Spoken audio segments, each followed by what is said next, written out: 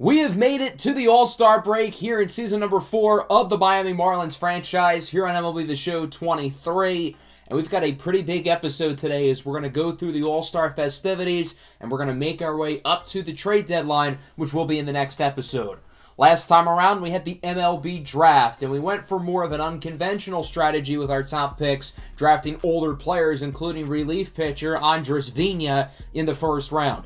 Drafting relief pitchers early is usually against my philosophy, but with the floor that Andres Vina has, I think he's going to be able to contribute really as soon as early next season for us. And as you can see with the rest of our picks, we very much went for the strategy that age is just a number. So because of that, we're going to trade for Wander Franco from the Rays. I'm just kidding. So today we will be signing our draft picks. We're going to go over that a little bit later, but first we're going to start with the All-Star festivities. Take a look at where the team is at going into the All-Star break. We do have one more game, that being against the Angels, as we look to avoid the sweep. Leading up into the break and leading up into an interesting second half of the season, we've got some good teams on the schedule like the Reds, the Padres, and the Cardinals leading up to the deadline. We ended up losing that game against the Angels, finishing out the first half of the season by getting swept, which is not ideal. I guess the All-Star break came at a pretty good time for us. So for the Home Run Derby, they usually pick the 4 leaders in each league. Woody Landry is 5th, but with Juan Soto and Vladimir Guerrero Jr. on the IL, Woody Landry will be participating in the Home Run Derby. How cool is that?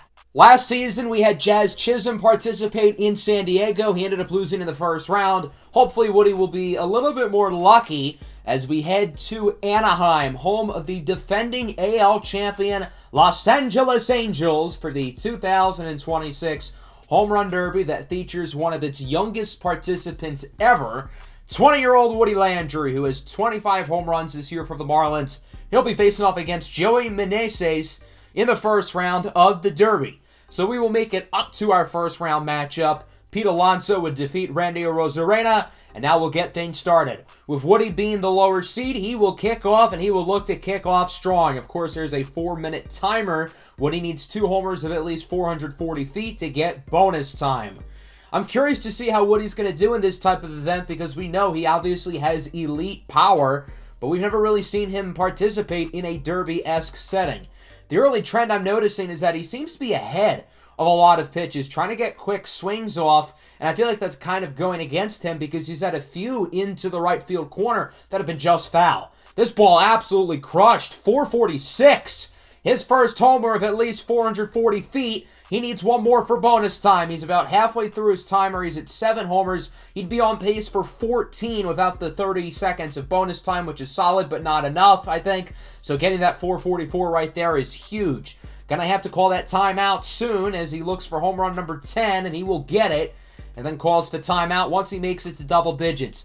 Time to heat up here in this final minute of the regular round before we get into the 30 seconds of bonus time.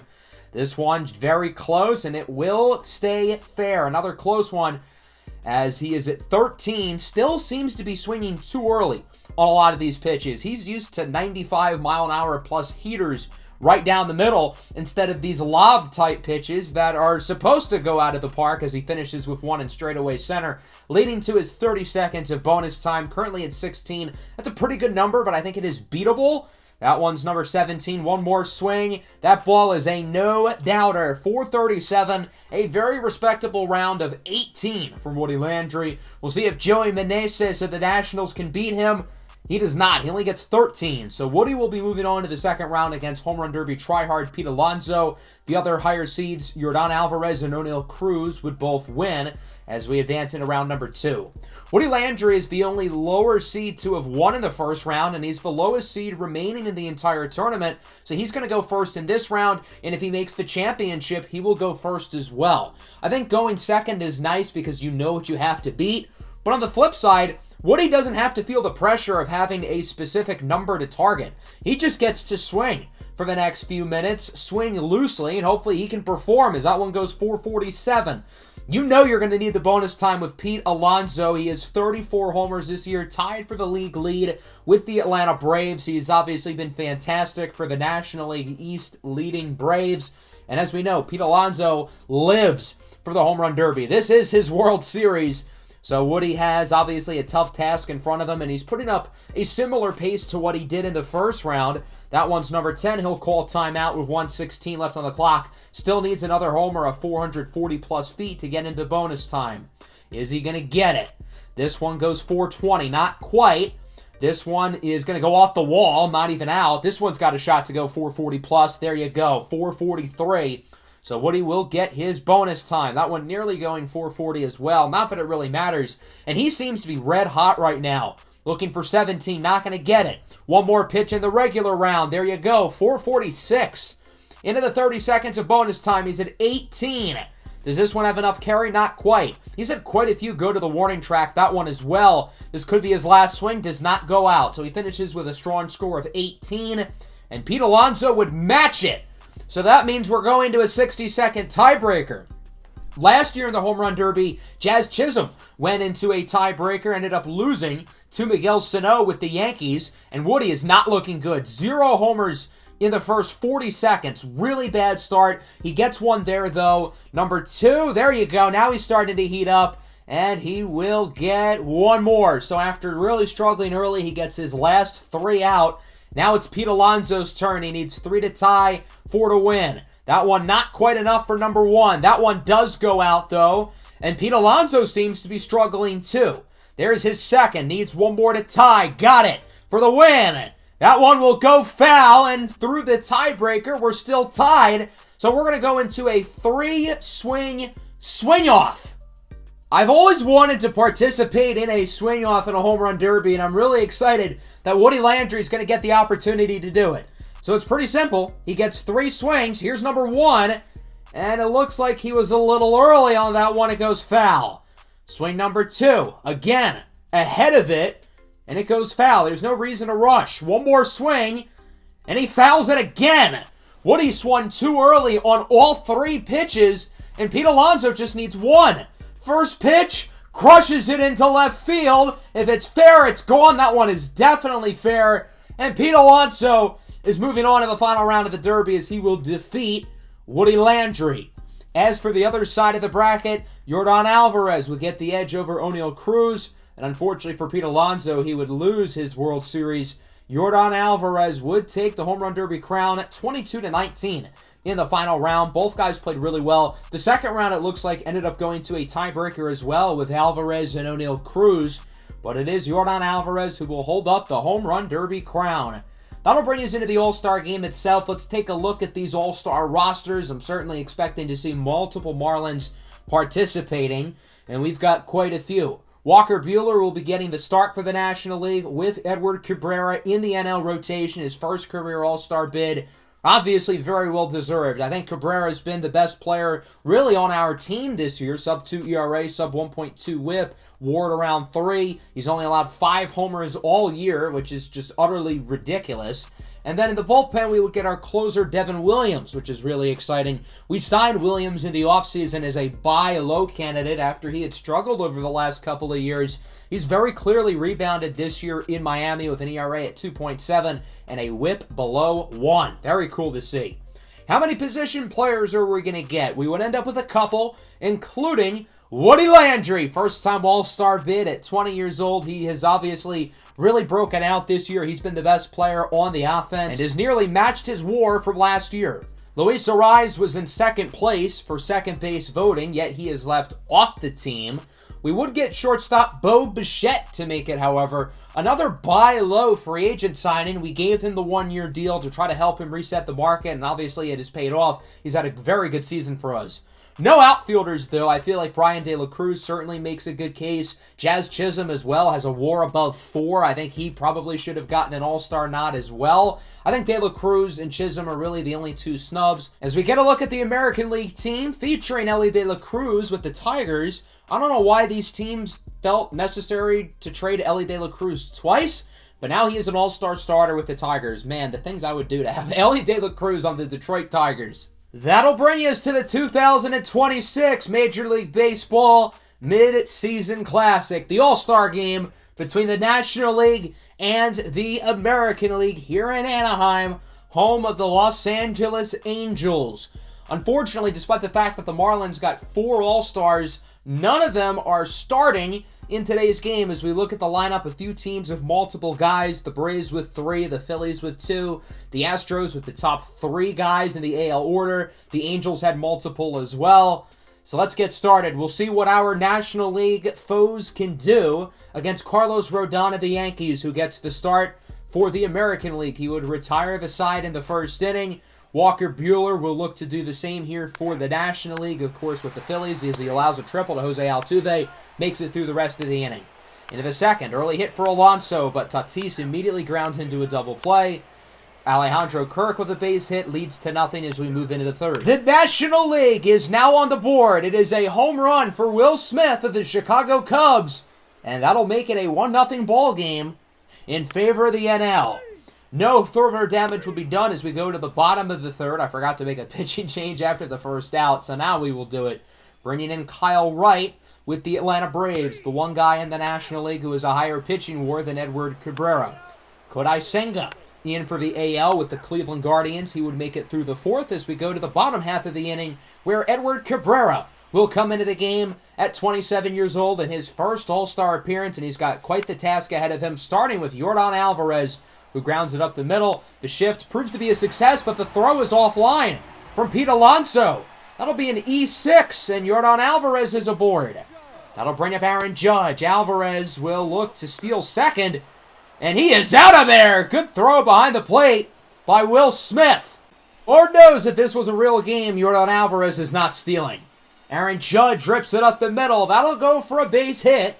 And the AL is another runner aboard. We'll see if the hometown hero, Mike Trout, can give the AL the lead with 2 away. He'll do just that. Mike Trout crushes it into straightaway center. That one is long gone. And the American League takes a 2-1 lead as Trout homers off of Edward Cabrera. Alejandro Kirk pops it into left. Joey Meneses is under it. He'll make the play. Not a very good inning, though, for Cabrera as he allows 2 off of the homer by Mike Trout. Cabrera is better than anybody in all of baseball in terms of keeping the ball in the ballpark. That's been the case 2 years in a row now. But he allows a homer here in the All-Star game. Will Smith homered earlier. He homers again off of Drew Rasmussen. We are tied at 2. What a performance from Will Smith so far. Going to start bringing in some of the backups, and that includes Bo Bichette, who is up here in the bottom of the 5th, with Ozzie Albies aboard. Bichette rips this one down the left field line. It is fair. This one should go for extras as it'll be a double. Ozzie Albies will hold up at third, and that'll present the next batter with a huge opportunity, as it will be Spencer Steer coming into pinch hit, and he will fly out. Into the bottom of the 5th inning now, game tied at 2. Cabrera would ultimately be replaced by Aaron Nola with the Cardinals. He'll make it through the inning pretty easily as we're tied at 2 going into the 6th.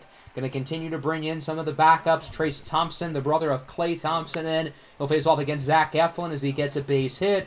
Pete Alonso will be replaced by the man he beat in the home run derby last night. At just 20 years old, his first career All-Star at bat, and he will get plunked. Charge the mound. Woody Landry is aboard as he gets hit by pitch. What an opportunity for these next few batters in the NL lineup. That'll start with Shohei Ohtani of the Dodgers returning to Anaheim as he flies out. That would bring up the next batter. It'll be Stephen Kwan with the New York Mets. He will drive in a run off of a single. It's 3-2. Big opportunity for the next batter.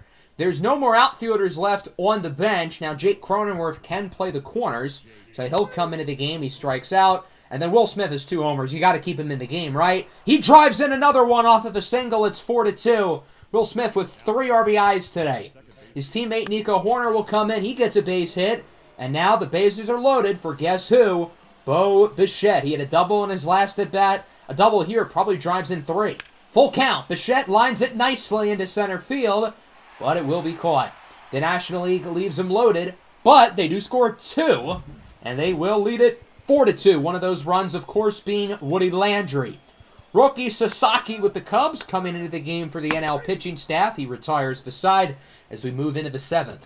After a rough inning from Zach Eflin, got to assume he'll be replaced. And it'll be Tyler Stevenson who comes in the game. He'll face off against Guardians closer Emmanuel Clase in the Battle of Ohio. Clase wins the battle there. He'll face off against Woody Landry now with 2 away. Clase, one of the stars of our franchise last year with the Guardians, facing off against one of our stars this year, Woody Landry. Full count. Landry skies this one high and deep in a left center field. Back at the track at the wall. It goes off the wall. Woody Landry aboard at second with a double. He's had a very productive day. Hit by pitch, scores a run, now hits a double. Woody does not appear to be fazed by this all-star pitching staff. We'll see if Shohei drives him in. He cannot. 4-2 going into the bottom of the seventh now. Evan Phillips with the Dodgers will come into the game. The American League presumably going to start to bring in their substitutions as we make a defensive switch. Tyler Stevenson will play first base, Will Smith will play third, and Woody Landry will play catcher. All three of those guys can play those positions, and Woody Landry gets the catch in the All-Star game as Evan Phillips allows a leadoff homer to Charo Falcone, and then Ty France, who of course plays for the Angels, hits one in his home ballpark. Phillips will be yanked out of the game. He's replaced by Nick Anderson, and he'll make it through the inning. It's now 5-4. Going into the eighth, the National League trails with Felix Bautista into the game. He allows an early double to Stephen Kwan. That'll bring up Goodman. He will strike out. O'Neal Cruz, the final pinch hitter of the game for the National League, also strikes out, and then the runner is eventually thrown out. So it's 5-4 going into the bottom of the eighth. I'm not sure if there's going to be a bottom nine at this point, so Devin Williams will get his opportunity to pitch. Facing off against the first-time All-Star Brooks Lee, who launches it into right center. That one is gone, and the American League leads it 6-4. Brooks Lee, the former top 10 draft pick in his first All-Star game with the Twins, sends it yard. Williams looking to rebound as he strikes out Randy Arozarena. He's got his teammate Woody Landry behind the dish. There's Alex Verdugo. Strikes out on the cutter for the second out. Now facing off against Trey Sweeney. He strikes out as well. Williams makes it out of the inning, but he does allow a run as we move into the ninth inning. Tanner Houck with the Boston Red Sox is in for the save. He's 31 of 32 in save ops this season, .86 ERA, and he will start with his former divisional rival, Bo Bichette, looking to lead things off strong for the NL, and Bichette will bloop this one for a base hit. The Marlins batters today, Bichette and Landry, have had 5 plate appearances, and they've reached base 4 times. Very impressive. We'll see if the next group of hitters can drive them in. Tyler Stevenson flies out. Trace Thompson is up next. He flies out as well. And guess who is up at the plate? Woody Landry with his teammate Bo Bichette on first with the game on the line. There's 2 away here in the top of the ninth inning. Tanner Houck looking to get the save for the American League. Woody rips it down the line. De La Cruz makes the play, flips it on to second. The American League wins it 6-4. That ball was hit well. If not for the shift, it could have been a base hit. But the AL does get the win as they take it home by 2 here in Anaheim. As we take a look at the box score for the day. The star of the show for the NL was, of course, Will Smith. He homered twice, drove in 3 runs. The rest of the NL offense was not great, although Bo Bichette and Woody Landry each reached base twice. As for the pitching, both Edward Cabrera and Devin Williams allowed homers. The American League went deep 4 times, 2 of which were off of our guys, Ty France, Mike Trout, Charo Falcone, and Brooks Lee with the homers. So the AL gets the win, 6-4 over the NL per usual, because the AL is just, I guess, better like that.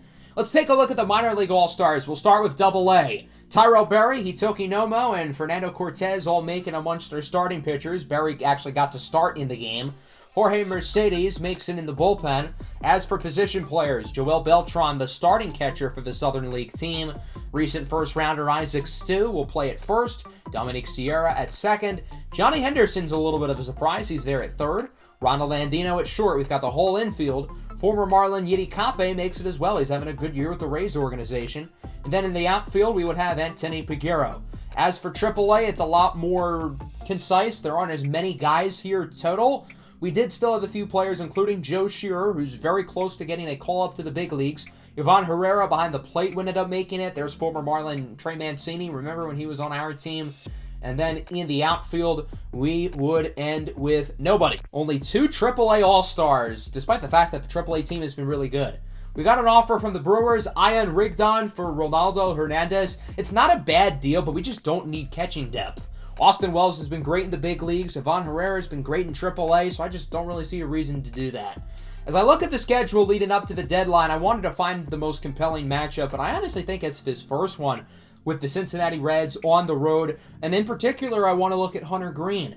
We talked about him as a trade candidate a couple episodes ago because he was available on the block, so I want to get a look at him, especially if we're seriously going to consider trading for him. Before we do that, though, it's time to sign our draft picks. We've got 7 guys here. We've got around $8 million of bonus money. Let's start spending. Andres Vina does accept, so he's good. Since we went above slot value with Vina, our next couple of picks, Justin Mora and Adrian Herman, are below slot value. They both accept, as does Broderick Sinclair and Brian Oliva. So we're already at 5 within the first day. These other 2 guys need a little bit more time to be interested with William Ford and Greg Hancock. We'll start with Ford. His initial offer would be declined.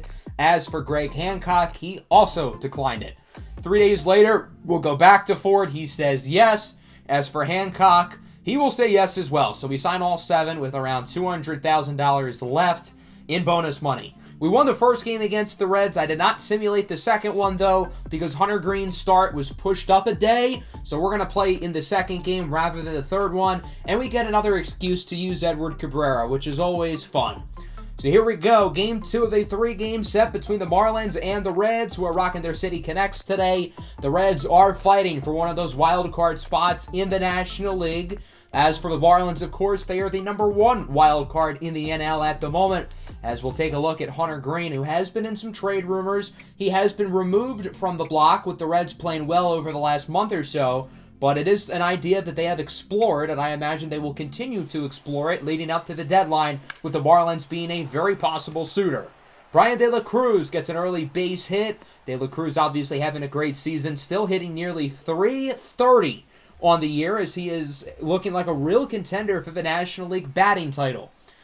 2 away for Woody Landry, gets a hanging pitch up and away, grounds it out to second, however, as the Reds get through the inning, and we will get a look at Edward Cabrera, who we saw most recently in his first All-Star appearance. He allowed a home run to Mike Trout, hoping to do a little better today against a pretty talented Reds lineup. Michael Ciani rips a base hit into center. Ciani has a sub-300 on base. I don't know why they have him hitting second, but okay, you do you, Cincinnati. Tyler Stevenson, the All-Star catcher, up now, grounds it to first. Woody and the Marlins looking to turn 2, which they do. 3-6-1 double play. Woody Landry to Bo Bichette to Edward Cabrera, the All-Star connection. All 3 of those guys, of course, represented the team along with Devin Williams for the All-Star game. Into the second inning, Luis Robert strikes out. Hunter Greene showing off his 100-mile-an-hour gas as we go bottom 2. Jonathan India strikes out on the slider. Good pitch by Cabrera. Kurt Kellenberger, the generational prospect who the Reds drafted last year, goes down looking as well. Kellenberger drafted all the way with the 9th overall pick because 8 teams ahead were really stupid. Chris Taylor strikes out as well as we move into the 3rd. Gennaro Miller getting the start for the Marlins. He's been very inconsistent on the mound and as a position player this year, but he has been solid offensively as he strikes out. 2 away now for Luis Ariz. He hits this one into the gap. Will this one drop? It does. Kellenberger unable to make the play, and that'll be a 2-out single for Luis Ariz. We'll see if the Marlins can add any more. Brian De La Cruz is up, looking for hit number 2, and he will get it. Perfect contact into center field. De La Cruz with his 2nd single of the game. Ariz advances to 3rd, and now there's runners on the corners. Huge opportunity for Jazz Chisholm, one of the better clutch hitters in baseball, showing it off right here. Rips this one down the line and fair to the wall. Luis Ariz will score as it is an RBI double for Jazz Chisholm, and the Marlins are on the board. They lead it 1-0. 2 runners in scoring position now, a huge opportunity for Woody Landry, and he will strike out on the slider. Hunter Greene gets out of the jam, but he does allow a run. The Marlins lead it 1-0. Bottom 3, Sean Paulson, another high draft pick of the Reds in this series, will take a walk. That'll bring up the 3rd baseman, Cam Collier, who grounds it to Landry. Over to Bichette, back to Landry. 3-6-3, double play. That'll bring us back to the top of the order. Noelvi Marte crushes this ball into left field, and that one is gone. As we know, Edward Cabrera does not allow homers. He's only had 5 in games that have counted this year. This is number 6. Obviously, we saw the Trout one as well in the All-Star game. That one doesn't count for numbers or anything. We're tied at 1. Going into the 4th. Bo Bichette leads things off. Rips this one into right. That'll go for a base hit. The Marlins offense started the game off slowly, but they have really produced over the last inning or so. Luis Robert with a weak dribbler over to 3rd, and that one will go for an infield hit. Good hustle by Luis Robert. There's now 2 runners in scoring position, 2 away for Gennaro Miller, who hits this one well into right center field. Back at the track, at the wall, it's gone! 3-run homer for Gennaro Miller, just his 3rd of the year, and the Marlins lead it 4-1. That one goes 412 feet, around 103.5 miles per hour off the bat. Into the bottom of the 4th, Stevenson takes a walk. That'll bring up Jonathan India. He's had a great season when healthy. He's missed some time, though, and he will ground into a 5-4-3 double play. 3 double plays already from the Reds' offense today. Good work by Miami's defense as we move into the 5th. Hunter Green's day is done. He'll be replaced by the lefty, Brandon Williamson, a former highly regarded prospect with the Reds, looking to get through multiple innings. He'll get through the 5th with ease, retiring to side, finished off by a Woody Landry strikeout. Bottom 5, Jake Fraley rips it down the line. That ball will go fair into the right field corner. Jesus Sanchez completely misplays it, and luckily for him, Fraley will hold up at 2nd. Runner in scoring position for Taylor. He goes down on the slider. Cabrera's slider looks awesome right now. He really looks comfortable throwing it. And there's the curveball. That'll get Sean Paulson to go down on strikes. And then against Cam Collier with 2 away, he lines it to 2nd. Jazz Chisholm will make the play. Edward Cabrera looking good through 5 as we move into the top of the 6th. Luis Robert rips this one down the line for a base hit. His 2nd of the game. Robert's batting average has been inconsistent this year. He's only hitting around 250, albeit he did miss close to 2 months earlier in the season. And then Nick Fortes goes down looking. He, of course, has not been inconsistent. He has just been bad this year. Bottom 6, 2 away for Tyler Stevenson. Goes down on the slider again. And that'll likely wrap up Edward Cabrera's outing. Another good one. Regular day in the office for Big Eddie. He goes 6 innings, only allowing 1 run. We'll move into the bottom of the 7th with Reynaldo Lopez coming into the game to replace him. Lopez has been a steady rock out of the bullpen with an ERA in the mid-2s as he strikes out Kurt Kellenberger. Very frustrated after that one. Jake Fraley now joins him in strikeout land. He goes down looking on the curveball. Score remains 4-1. We have not had any scoring since all the way back in the top of the 4th inning. Let's move into the 8th. Bo Bichette is up with 2 away. Got to commend Brandon Williamson. He has been phenomenal out of the bullpen for the Reds as Bichette pops this one into right field. Going to be a tough play, and it will be caught. Kurt Kellenberger comes down with it. Brandon Williamson with 4 shutdown innings. He might have allowed 1, maybe 2 base runners. Let's go to the bottom of the 8th now. Camilo Duvall is in for the Marlins. He, of course, has been great this year. He'll get Paulson to go down looking on the 100-mile-an-hour cutter. And then Cam Collier swings at the inside slider. Duvall jams him up, makes it through the 8th. The Reds' offense has just been a black hole today. They only have 4 hits and obviously the 1 run as we go into the 9th. The big fella, Tyler Wells, all 6'8" of him, is into the game. He'll face off against Luis Robert, who has 2 hits already, looking for the hat trick, and he won't get it. Going down on the slurve. That is a nasty pitch. Gavin Lux in the game off the bench. He will ground this one up the middle. Good play by Wells, and that'll wrap up the top of the 9th inning. The Marlins had a couple good innings late off of Hunter Green, but the Reds' bullpen really quieted them down as Devin Williams is in for the save here in the bottom of the 9th, looking for save number 19 on the year. And his day starts off a little rocky. Noelvi Marte, the leadoff batter for the inning, hits that one into the second deck. It is now 4-2. Have yourself a day, Noelvi Marte. His 2nd homer of the game, 8th of the year, as Michael Ciani keeps the fun going. His 2nd hit of the afternoon, a single into center field, and the tying run is at the plate with nobody out. It's Tyler Stevenson, the best hitter on the roster. He'll go down looking on the cutter. That's a big pitch by Devin Williams. Jonathan India now up for Cincinnati. He'll go down on the sweeping curve, and it'll come down to the rookie, Kurt Kellenberger, just 18 years old. Hits this one well into right center field. Chisholm near the track will make the grab And the Marlins win it in Cincinnati by the final score of 4-2. Another great start for Edward Cabrera. He gets the win, his 11th of the year.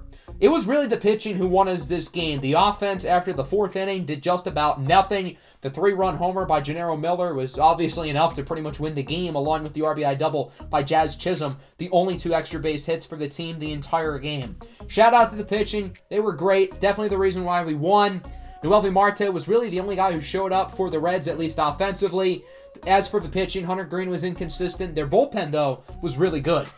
So we end up winning the series against Cincinnati, trying to make up some ground on Atlanta, although they won their first 2 games after the break as well. And now we're going to do a lot of simming. We've got like 3 weeks to get through, so we're going to sort of do it in blocks. We're going to simulate 2 series at a time. We'll start with wrapping up the Red series, followed by a 3-game stretch in Milwaukee against the Brew Crew. We would go 3-1 during that span, including a 10-4 win against Milwaukee. We took 2 against the Brew Crew while sweeping the Cincinnati Reds. We would make up no ground on the Braves. We actually lost some ground as they've won 7 in a row, but we are still comfortably the number 1 wild card. As for the next stretch of games, we split them going 3-3, the main highlight being Edward Cabrera. He went 8 1/3, only allowing 1 run against the Rockies, and then against the Padres. We had 2 hits and still won because Cabrera threw 8 scoreless. He now has an ERA at 1.78. He's 3-0 since the All-Star break. He has been unreal over the past few games. His WAR up to 3.5, second in the National League, also second in Cy Young voting. We now got 3 games in Washington and then 4 at home against St. Louis leading up to the trade deadline. We have not done all that well recently in games that Edward Cabrera has not pitched. So hopefully we can do a little bit better as we see a pretty big trade here. Tyler O'Neill has been traded in division from the Athletics to the Rangers for a huge haul, including former number 2 overall pick Jack Leiter and Evan Carter, who's a great prospect. It looks like the buyer's market is going to be expensive. If this trade is any indicator, that's not good news for us because we are going to be buying. Tyler O'Neill should not cost 2 top prospects, but here we are. We ended up going 4-3 in that next stretch, splitting with the Nationals and then taking 2 against the Cardinals, featuring another very good start from Edward Cabrera. Who would have guessed it? We won that game 4-1, and we are now 64-45 here at the deadline. We've lost ground in division because the Braves are on fire, and that'll bring us to the trade deadline. Our Miami Marlins will certainly be buyers. The question is, to what extent? We've got plenty of talent in the farm system, and I think this team has the upside to make a big run in the playoffs. I think on paper, we're probably the 3rd best team in the National League, and we've got a real shot to make some noise in the playoffs, and I feel like it would be irresponsible to not go out and make some splashes. So that'll wrap up the episode. Let me know who you think we should target in the trade deadline down below in the comments. Make sure to leave a like and subscribe to the channel if you are new. Peace out.